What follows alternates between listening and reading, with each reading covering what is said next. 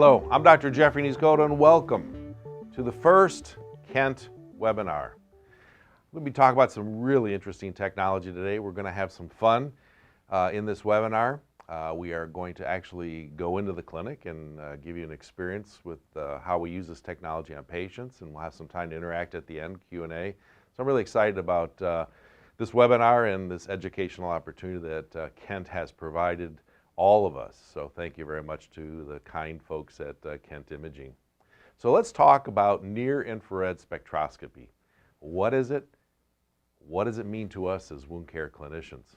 Let's talk a little bit about near-infrared technology. There is really only one of these technologies on the market today, so it is a very niche type product. However, near-infrared technologies are based on taking light at a certain spectrum of the electromagnetic focus and using that and interpreting that. This technology is not new. It might be new to wound care, it might be new to vascular medicine, but it is not new to the world. This technology, near-infrared technology, has been developed and has been used since the 1970s. However, most of the applications of near-infrared spectroscopy has been used in industrial applications to this point.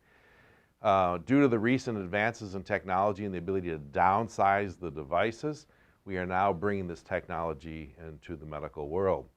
So it's important to know that this technology focuses on the near-infrared spectrum, which lives between 600 and 1,000 nanometers on the electromagnetic spectrum. We'll explain that in a little bit more detail. So again, near-infrared spectroscopy is an imaging technology that is based on the principle that light is absorbed and reflected differently for both oxygenated and deoxygenated or non-oxygenated hemoglobin. And this cartoon here shows the electromagnetic spectrum, near-infrared being kind of right in the middle, and you can see the wavelengths that are reflected by the use of this technology.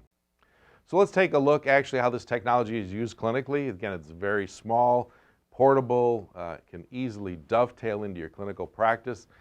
We see a patient that is being imaged with near-infrared spectroscopy. The device is held, the image is focused, and then with a click of the button, these images are produced. Again, the analysis happening of these different wavelength spectrums inside the camera producing these images. Now we're going to go into the clinic a little later in this webinar, and you're going to actually see this demonstrated in more detail in a variety of different clinical settings, and you can see how the device actually works, but we'll save that for the end. Once you have an image, you're actually able to go into the screen, into the device, and touch anywhere on the image to actually obtain a value, a sampling value of a comparison of oxygenated to deoxygenated hemoglobin. This is a saturation value, and we've been using these for a variety of applications in the clinical setting. I'm going to walk you through those in this presentation, but anyhow, this is, the pictures are pretty, right? But really, when we're able to get an actual value of an area of interest in a patient's wound or extremity, that's where the value really comes to us clinically. So when we get that value, we need to interpret it. And there's a lot of things that do affect oxygen saturation, hemoglobin saturation. For example, when we have low oxygen saturation, that can be reflected from decreased oxygen supply, a decrease in local perfusion, potentially patients with decreased cardiac output, anemia, different forms of hypoxemia. All that can lower oxygen saturations. Alternatively, if you have a tissue that has high metabolic demands, and so it's really consuming oxygen, and you have increased extraction of oxygen from the blood, certainly that can depress the amount of oxygen that's saturating the hemoglobin. We see this sometimes in inflammatory states or in infectious states, but again, when that consumption of oxygen exceeds the baseline, we'll see a depressed oxygen saturation. Alternatively, high oxygen saturation imaging, if we have increased FiO2 that is being inhaled or taken in by the patient in certain settings, whether they're having, for example, hyperbaric therapy or they're intubated on 100% oxygen for therapeutic reasons, if they've just undergone a revascularization, we have more blood flow, obviously bringing more oxygen. you're going to get a higher oxygen saturation. An alternative to the tissues that are using oxygen at a high metabolic rate and high consumption, if those tissues are not utilizing oxygen, that could reflect an increased oxygen saturation in the imaging. And then there are certain states of mitochondrial dysfunction when there is an inability to utilize and consume the oxygen. Again, you'll see those elevated levels. And so it's important to understand that there are a lot of factors that come to play. And although the photos are very pretty and dynamic and we can get spot checks of the saturation in the tissue, we need to do a little analysis of those images to understand the clinical situation and the dynamics of the patient that may reflect what those numbers actually are. So let's look at the utilization of near-infrared spectroscopy, evaluating tissues as a response to therapeutic indications, because this is really what it's all about. A patient comes in and certainly you can get a baseline image and sort of get a sense of how well oxygenated the tissue is at any time. However, what we really want to know from a clinical standpoint is, especially in those patients that have low oxygen saturations, we know that low oxygen tensions in tissues certainly can have a negative impact on the ability to heal. So therefore, we want to see those numbers elevated. And if they do come in depressed, what can we do about it? How can we influence those numbers? Can we increase oxygen saturation, reflecting increased oxygen or tissue perfusion, to analyze whether or not the therapy that we're actually delivering to that patient is making a difference. So let's look at a few of these. So what are some of the clinical applications that we have found helpful in using near-infrared spectroscopy in our clinic at AZH? Well, revascularization. We have not only a wound care clinic, but we have a vascular center. We bring these patients in, we evaluate them, we interrogate their vascular system, and then we intervene. My partner, Dr. Awais Siddiqui, is an interventional radiologist. He is a wizard with wires, I like to refer to him as, and he is very good at increasing tissue perfusion by going into these arteries and opening up areas of stenosis or occlusion, putting a stent in to revascularize. We have also had uses for this device on the venous side, looking at opening up legs with venous congestion when we have pelvic obstruction or obstruction of the venous system, and allowing improved outflow from the extremity. We've seen some reflectance of improvement of tissue oxygen saturation on the venous side as well. For the wound care, we've got a lot of experience looking at how near-infrared spectroscopy is utilized to guide our clinical decision, and to guide our decisions is whether our interventions are actually making a difference. And I'm going to share all of these examples with you. The bottom line is that we're able to use this technology on a serial go-forward basis and measure these patients day 1, day 7, day 14 to actually see changes over time with these therapeutic interventions. Been incredibly helpful in guiding our clinical decision making. We have studied using near-infrared spectroscopy in our endovascular clinic, and we've actually started to publish on this. And again, I think that this is going to be a technology that will guide endovascular surgical revascularization, endovascular specialists in their revascularization attempts, and to determine how successful they actually have been. So here's a case that will show you very briefly how we use this clinically to guide our decision making from an endovascular standpoint. This is a patient that was referred to us for gangrenous changes of the third toe, as you see here. We had set the patient up to receive an angiogram and what we suspected would probably be intervention. That patient didn't show up for about 3 weeks, was hospitalized due to infection, and we all know that these patients are at high risk for developing infections. Anyhow, he developed some progressive gangrene and underwent an amputation of that digit. When he returned to our clinic a few weeks later, this is the presentation. And what you'll see is that that digit amputation site has become gangrenous, compromised, and this patient clearly is at risk for progressive amputation and loss of his forefoot. We suspected that this patient needed revascularization. Unfortunately, the amputation was done under emergent situations, and little attention was paid to the revascularization. So we did some imaging, and we found that, in fact, the patient really did have some significant deficits from a near-infrared spectroscopy standpoint, and this complemented what we found in the endovascular lab. The patient required extensive work on his SFA and distal vessels. He was treated with angioplasty and stenting, and then we were able to follow him after the revascularization. And what was very interesting on a go-forward basis is that the improvement in the near-infrared spectroscopy imaging reflected what we saw clinically. This patient did go on to heal and did not end up losing any more of his extremity, did not require transmetatarsal amputation, and we followed these images serially to guide our decision making. So this is how we use these images to complement what we do on an endovascular basis. I mentioned in the wound care clinic we use it extensively to evaluate the success or failures of our interventions, and I suggested to you that we use it pre and post debridement quite frequently. I'm a big fan of ultrasonic debridement. Here you see the Arabella device in use. This is a great technology. If you're not familiar with it, I would certainly suggest that you take a look at it.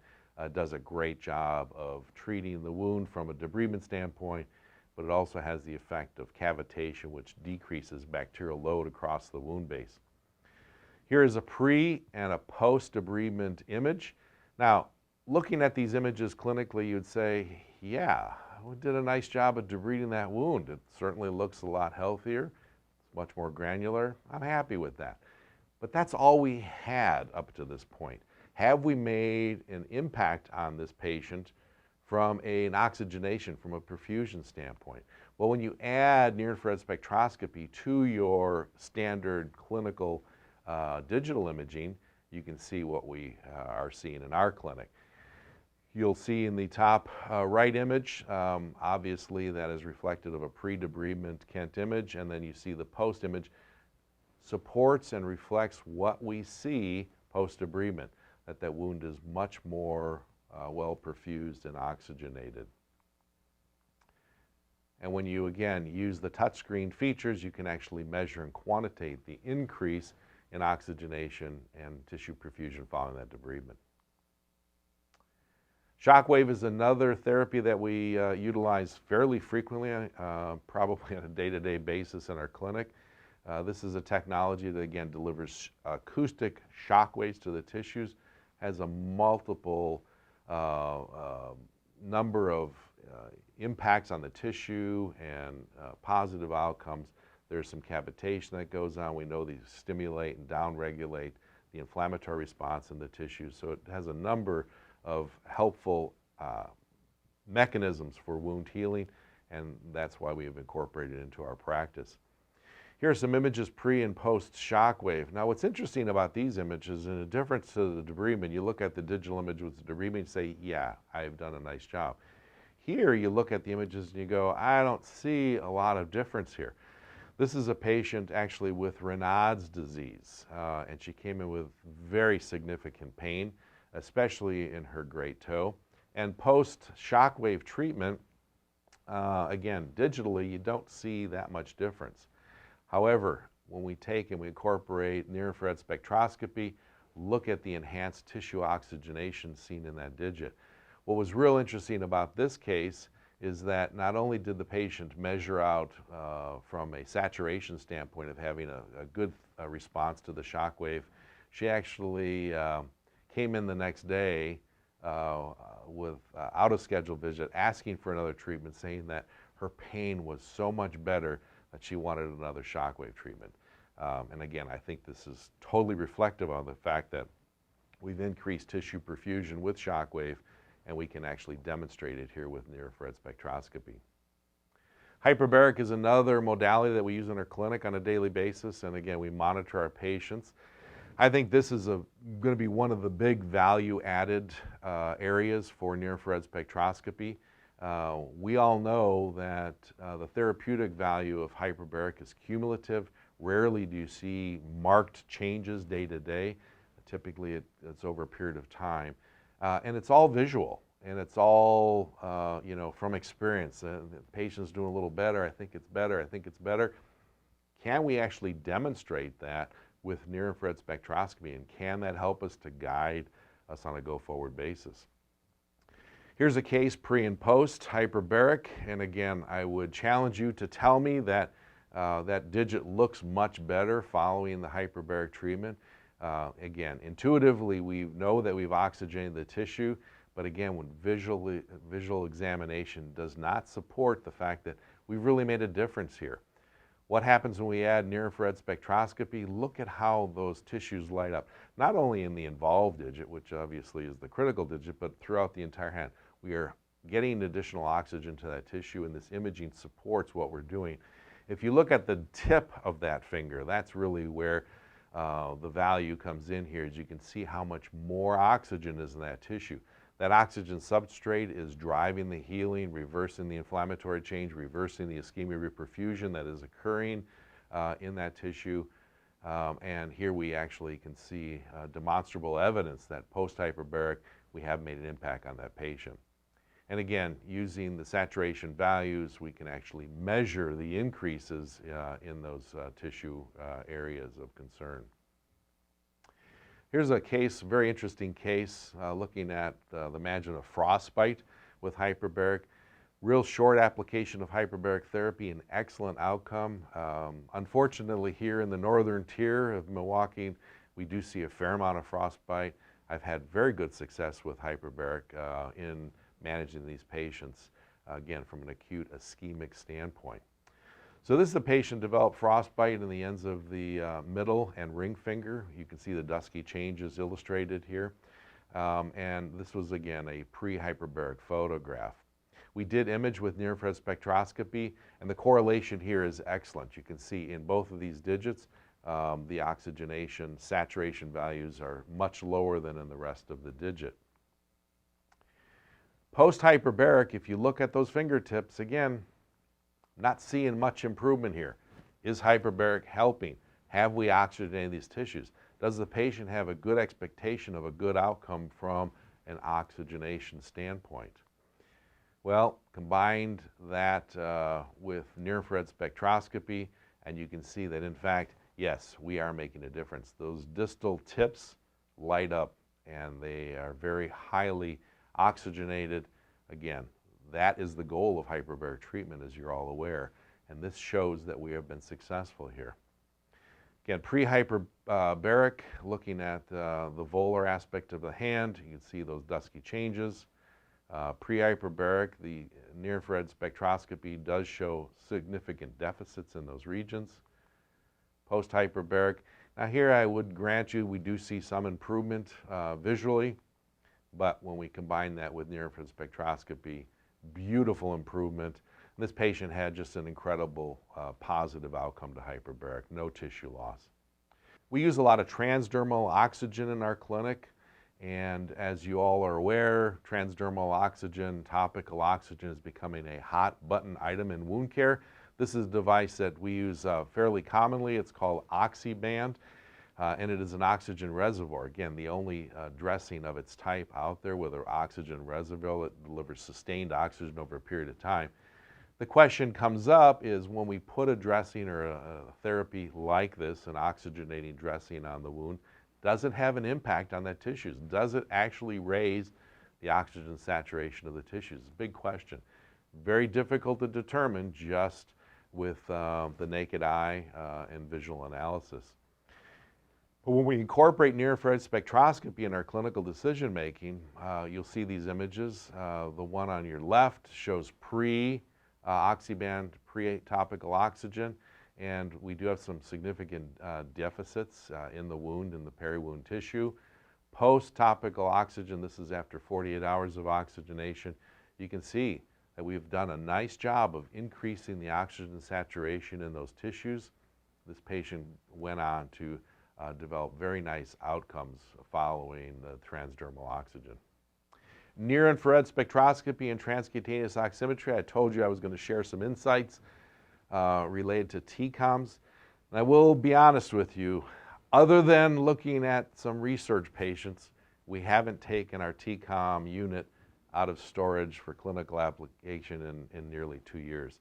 It has really become an outdated modality, a dinosaur technology that really did have significant value to us 20 years ago. I'm telling you now, this is a therapy that we're not going to talk about very much. And what have we found? Well, we did an analysis looking at the comparison of near-infrared spectroscopy to the values that were obtained with our transcutaneous oximetry device. And we found incredibly strong correlation between the values that we obtained from our TCOM device compared with the saturation values that we're obtaining with near-infrared spectroscopy. You can see the data there on the screen. Very, very close correlation. So what we're finding is that these can be substituted. We know that transcutaneous oximetry takes a long time. And here you see a comparison of one of our research images where you see that the TCOM averaged 69, where you looked at near-infrared spectroscopy. This is on site A. The near-infrared spectroscopy values averaging 64, again, very high, highly and closely correlated.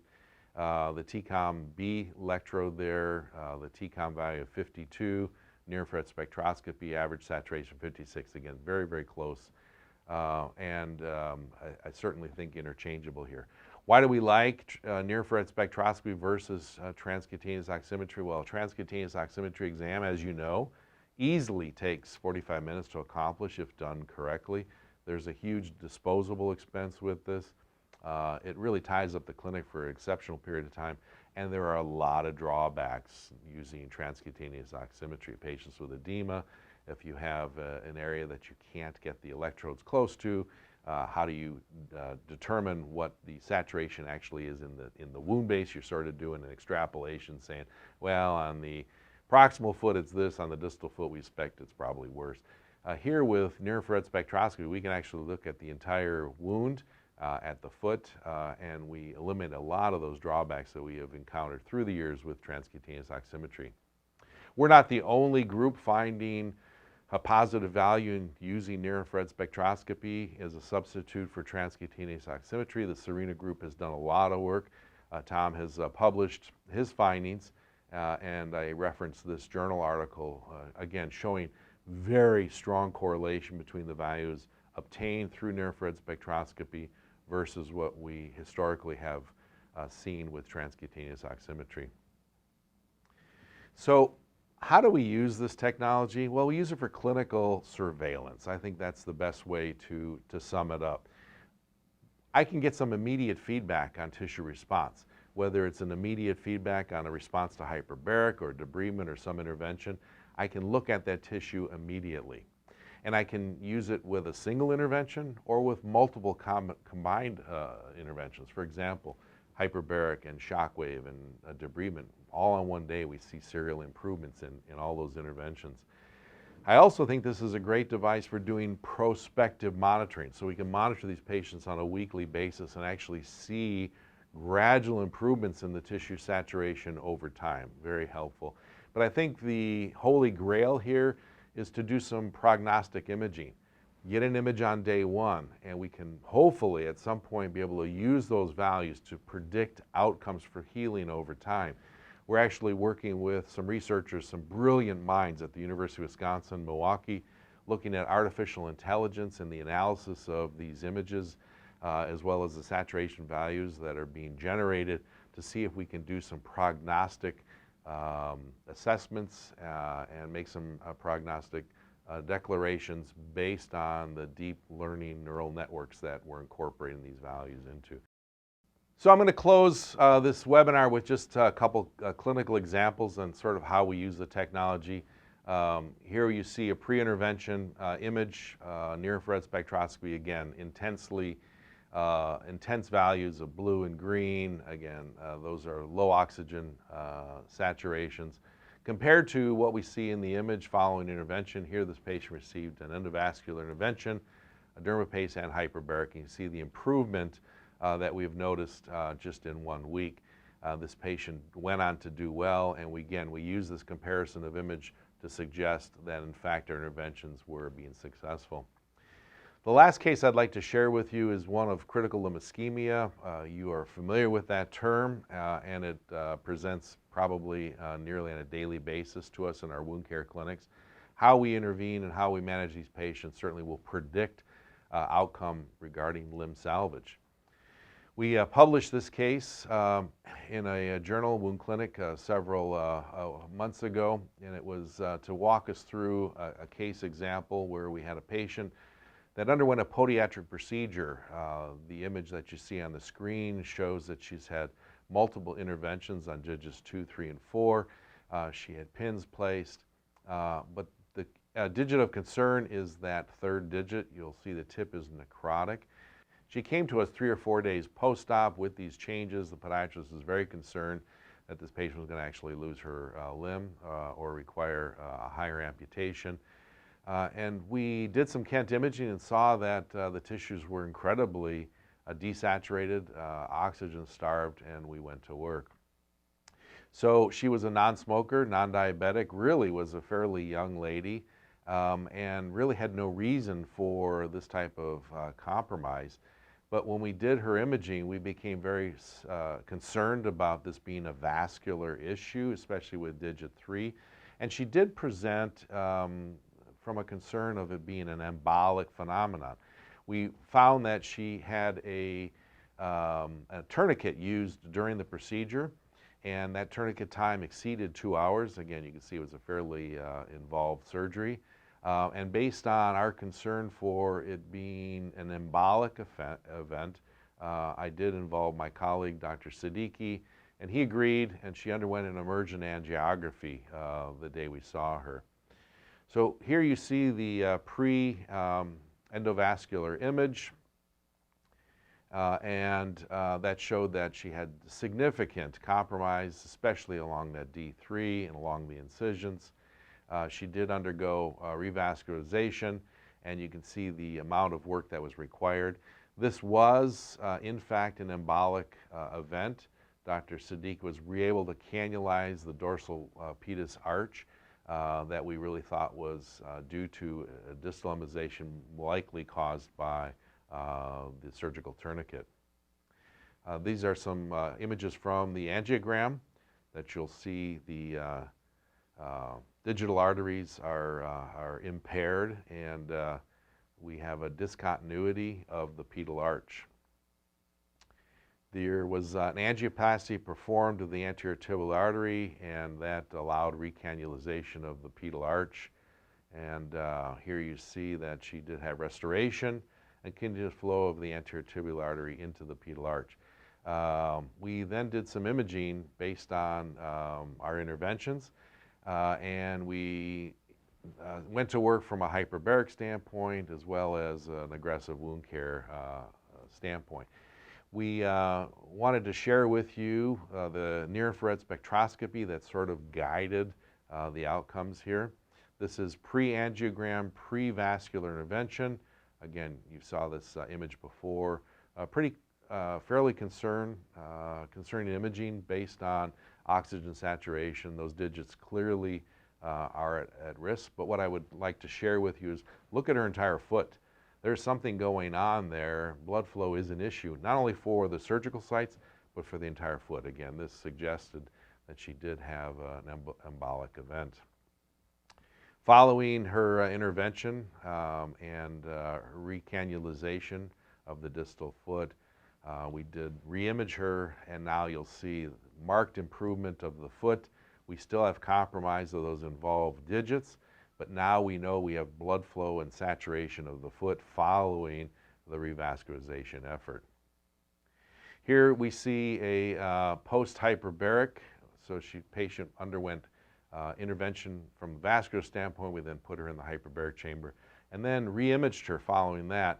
And again, if you see and compare this image, this is impressive. We're oxygenating not only the foot, but look at the improvement in the oxygenation of the digits. Now, we use these images on a go-forward basis. She did have some ischemia over the tip of that third toe. She really did not want to have that toe amputated.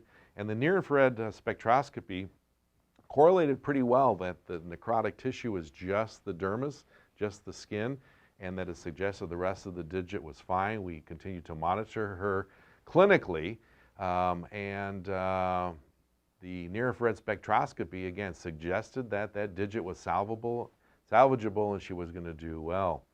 And in fact, after 22 hyperbaric sessions, and again, the revascularization that we talked about earlier, we were able to monitor her over time.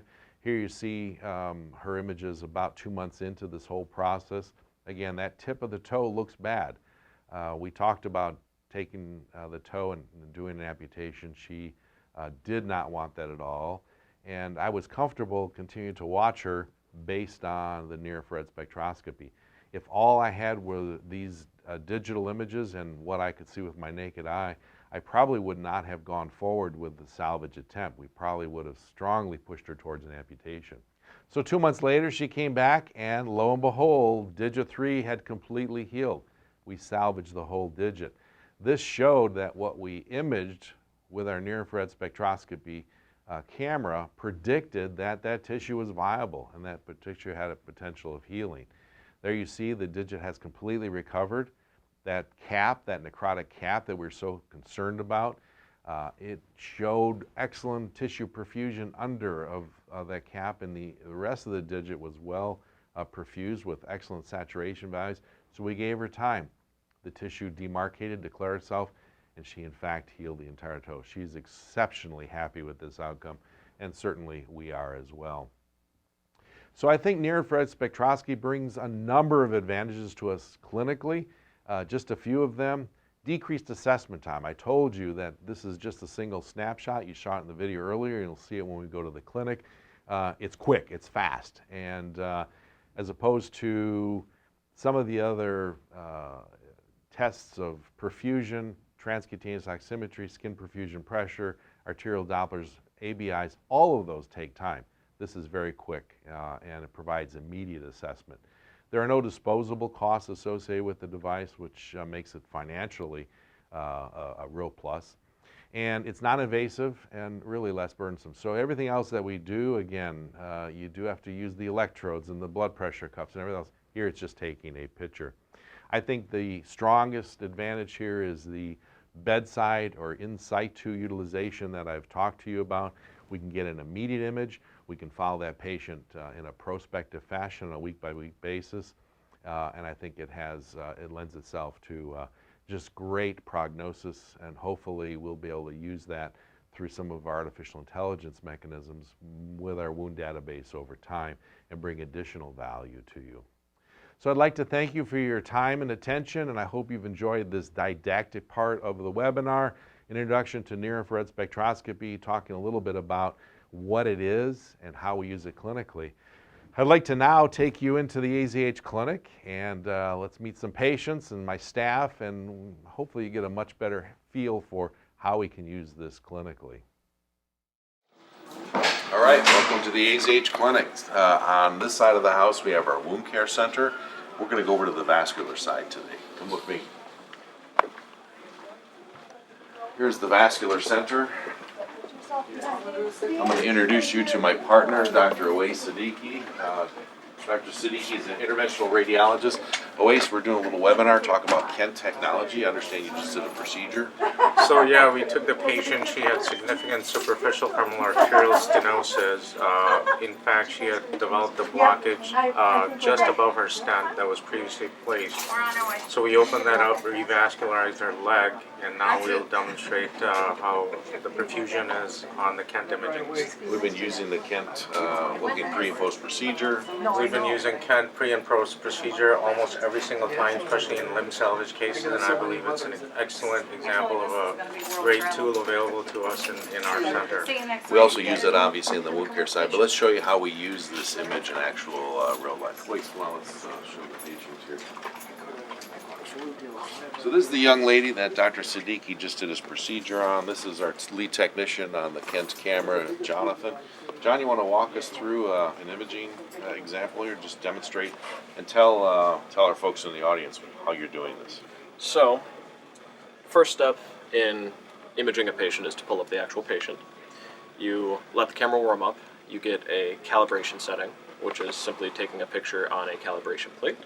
And then, when ready, you take a picture of the actual area you want to image. Those two laser dots in the center, you can see them getting closer together as I move the camera closer. What that means is you are in the range of field of the actual camera. So you take the picture by pressing one of the buttons. That flash.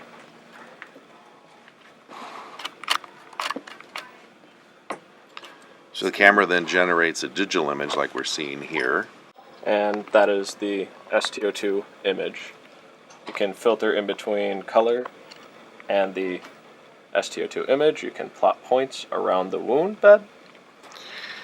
And so, Wace, prior to your procedure, we did have more blue and green around the wound, and now she's got more, obviously, evidence of oxygenation.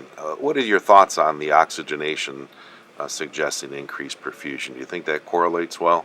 I think it correlates really, really well. In fact, in most of our Kent patients, when there's demonstration of increased oxygenation post-procedure, we seem to believe that it demonstrates earlier wound healing and is a direct example of revascularization in these types of folks who otherwise, even though you may have revascularized them, but the target lesion may not have been revascularized appropriately. So direct correlation between Kent and revascularization truly helps our patients in this regard. And certainly from a wound care standpoint, we follow these patients closely. So I hope you've enjoyed this little simple tour and demonstration of the Kent technology. We had the luck and opportunity to show you both how we use it in procedures, vascular procedures, as well as in wound care. You can see it's point of care, it's at the bedside, it's very quick. You can get these images on the fly and make decisions from a clinical standpoint. So I hope you've enjoyed this. We're going to transition now to the Q&A session. Maybe Dr. Siddiqui will be able to join us for that. But I hope you've enjoyed this brief tour of AZH Wound and Vascular Centers. Thank you very much. Thank you.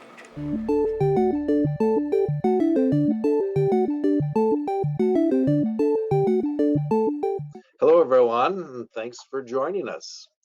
I am really honored to participate in this webinar and share with you the near-infrared spectroscopy technology and provided via the folks at Kent with the Snapshot device.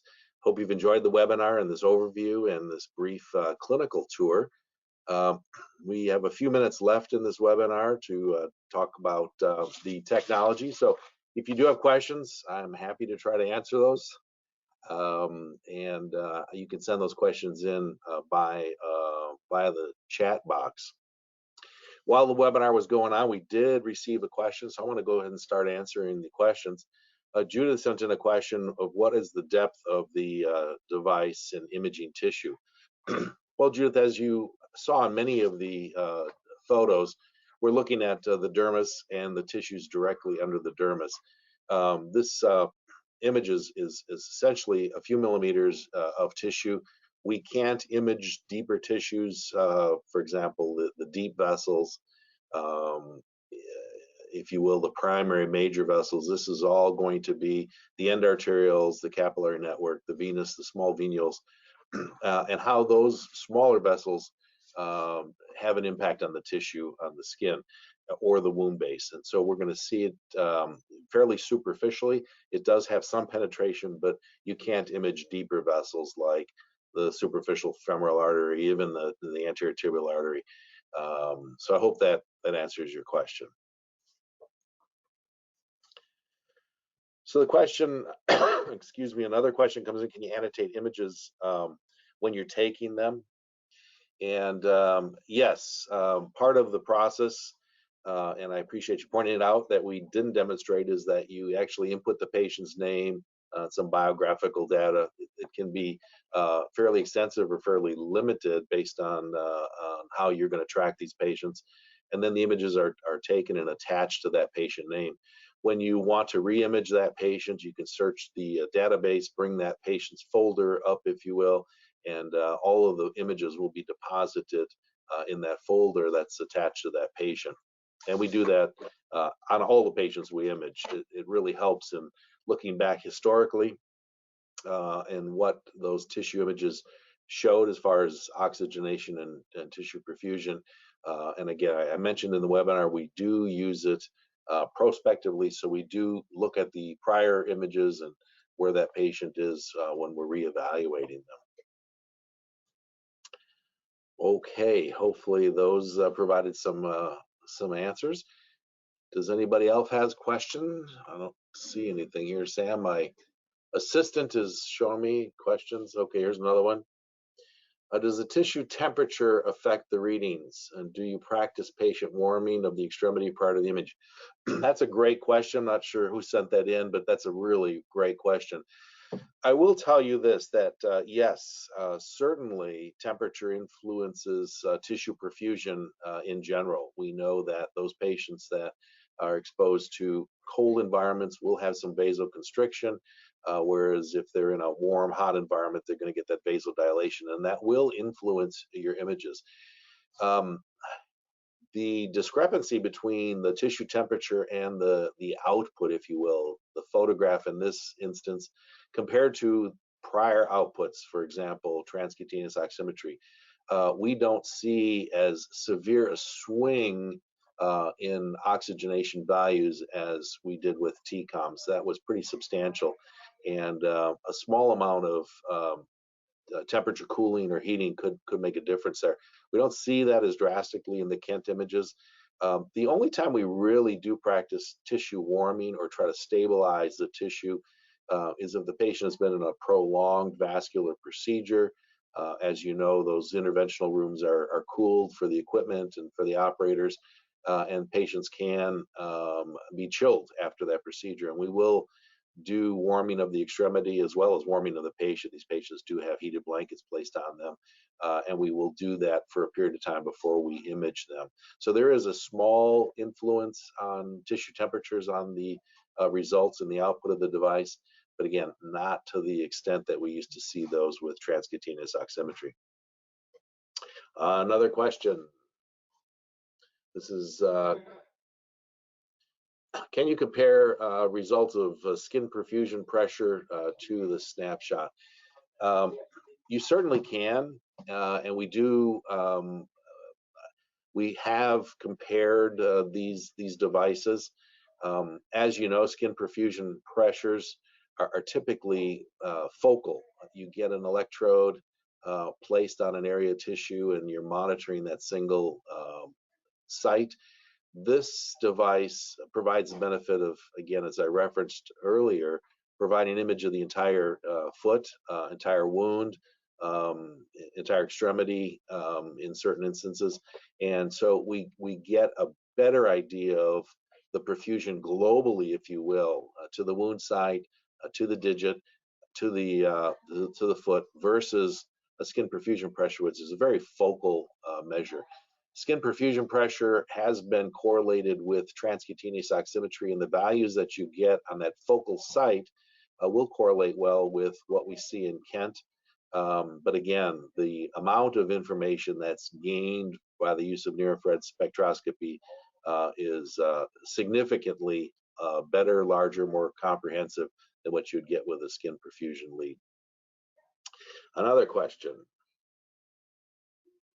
Question is, how does near-infrared spectroscopy compare to molecular light? It's apples and oranges. Molecular light has no ability to image oxygenation of the tissues. As you know, that device has been designed to image fluorescence of bacteria, and you get no input at all or no feedback from that device looking at oxygenation, hemoglobin saturation values at all. So they're really two different devices. And we have done some comparison with molecular light with the Kent image, and looking at serial images in some of the procedures, for example, debridement. We know with the Kent camera, we will get improvement in the perfusion of wounds and peri-wound tissues following debridements.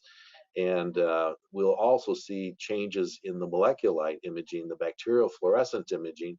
But again, they don't, it's not a substitution one for one. These are not equivalent devices, and they're really in two different areas of imaging.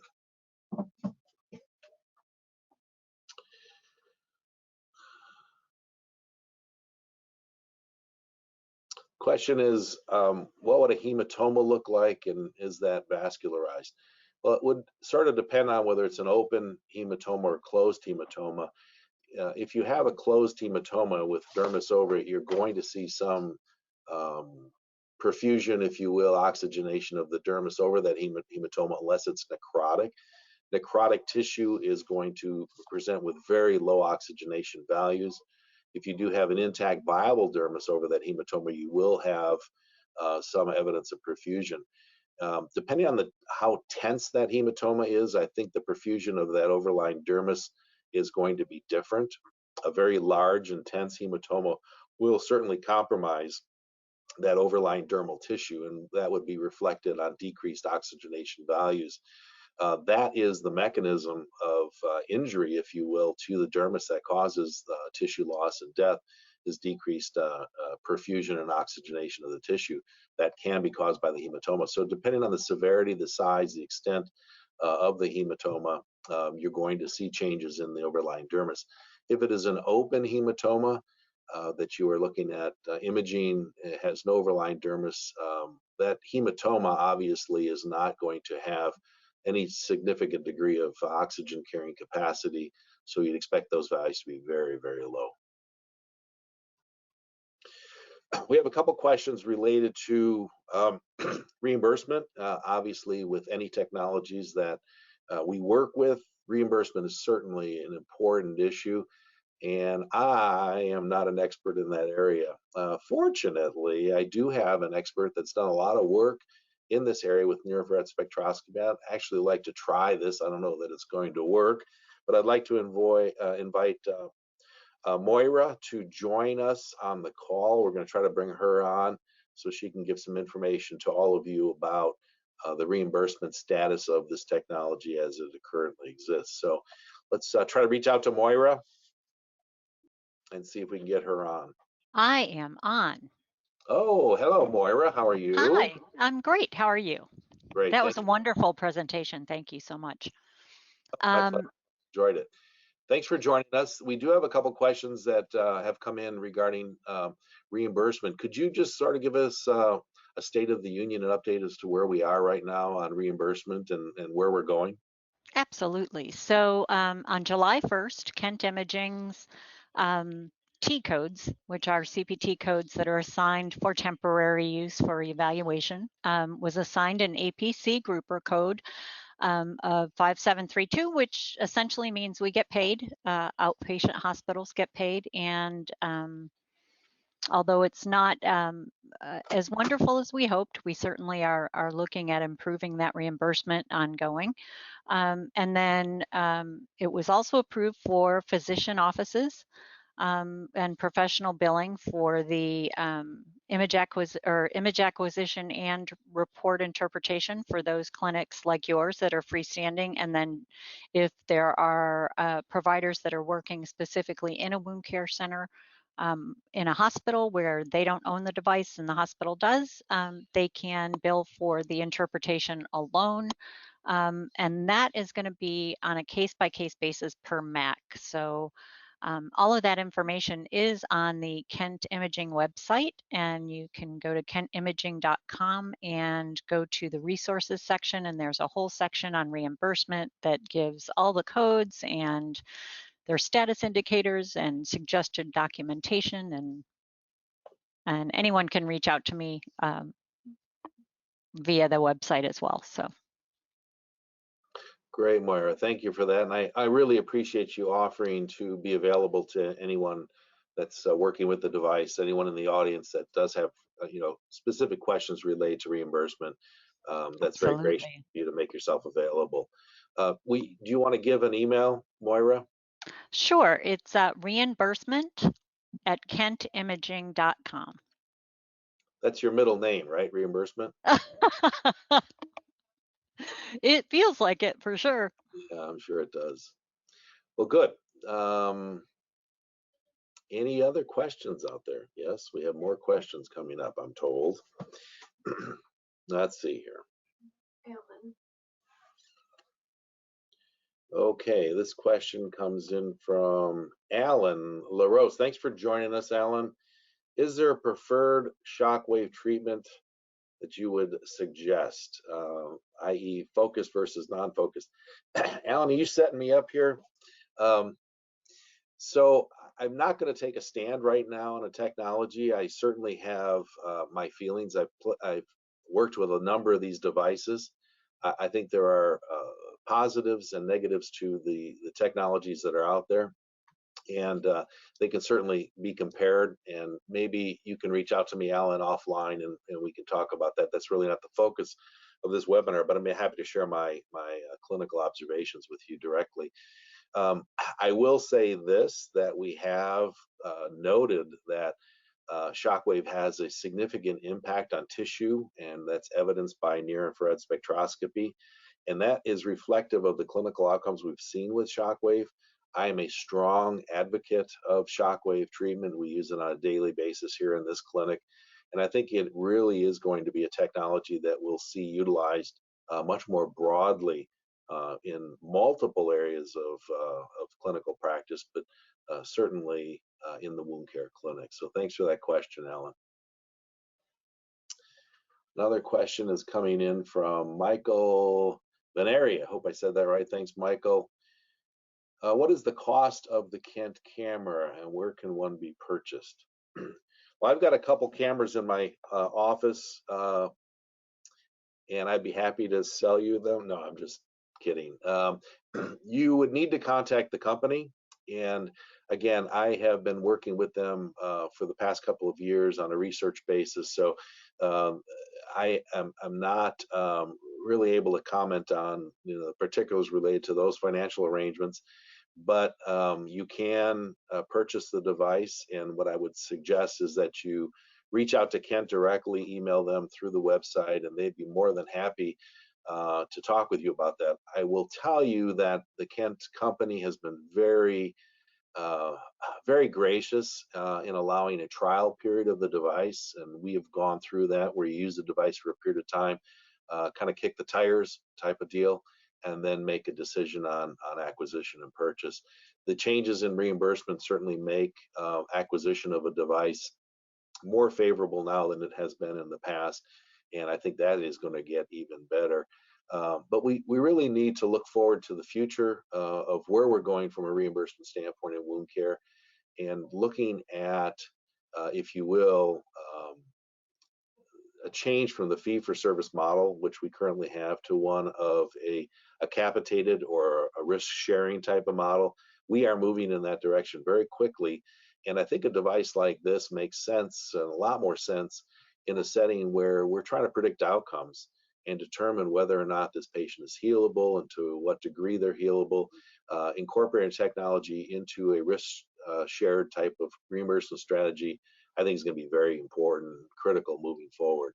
So I would, again, for more specifics on the pricing and how you would acquire a device, I would point you back to the Kent company and Kent folks, who, again, I'd like to reach out and say thank you for sponsoring this webinar and this educational opportunity.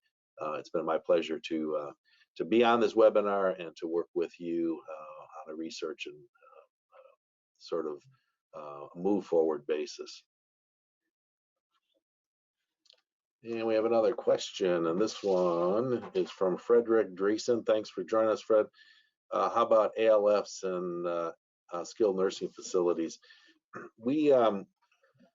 The device is portable. It can be taken anywhere. It can be taken in the home setting. We've done that. You can take it into the subacute facility. We've done that. Certainly throughout the hospital, it can be carried on. So it's from a portability standpoint, from a usability standpoint, there really is no limitation on where this device can be utilized.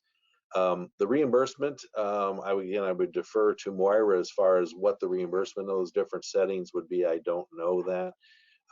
But obviously, taking the care of wound care to the patient in these skilled nursing facilities has really become sort of the current trend. Rather than transporting these elderly patients across town to the wound center, doing on-site visits has become very much in vogue, and I think a better way of doing business. Taking the camera along and shooting an image is not difficult, and it's readily doable. So I can tell you, yes, from a operational standpoint, from a reimbursement standpoint, again, I would ask you to get a hold of Moira and ask her those questions. What? One more? Yeah, we can do one more.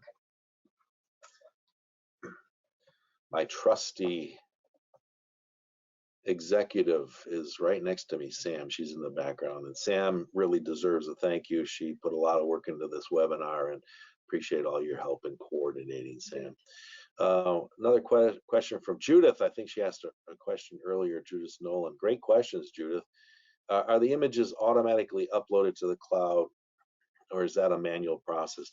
So they're automatically stored, and right now, Judith, they're stored on the device, on the local device. And Kent, I know, is working in a number of different areas to incorporate these images potentially into the EMRs, potentially to a cloud-based server. They're looking at some special analytics and some artificial intelligence type protocols where these images could be analyzed and that feedback provided to the providers. So there's a number of things that are being looked at right now as far as where these images will reside and backed up. And but right now, the current camera allows for storage on the local device, and the cloud is probably going to be available next week. No, it'll be very soon. The rollout for that cloud-based application. We have been suggesting that they move forward with that for quite a while now, and so a lot of work and effort has been put into that, and an emphasis on moving towards interfaces between EMRs and cloud-based systems is clearly been a priority for Kent. All right, well, I see we're at the top of the hour. Once again, I'd like to thank all of you for taking an hour of your lunch or wherever you are to join us on this webinar. I'd like to thank the sponsors, Kent Imaging, for their assistance in making this a reality and providing this educational opportunity. And I'd certainly like to thank Samantha Vialis and the WebCME crew for all the background work. I'd like to compliment and thank my partner, Wais Siddiqui, for his efforts and contribution to this webinar and his comments, which were very insightful from a vascular standpoint. And finally, I'd like to thank my son and hopefully protege, Jonathan, who has done a lot of work with these images and hopefully will be entering medical school one day. And finally, thank you to Brandon Hoffman, who is currently in medical school. He was an MA here, and he successfully moved from AZH to medical school, and we're really happy for him. So thank you all, and maybe we can do this again in the near future. Have a great weekend.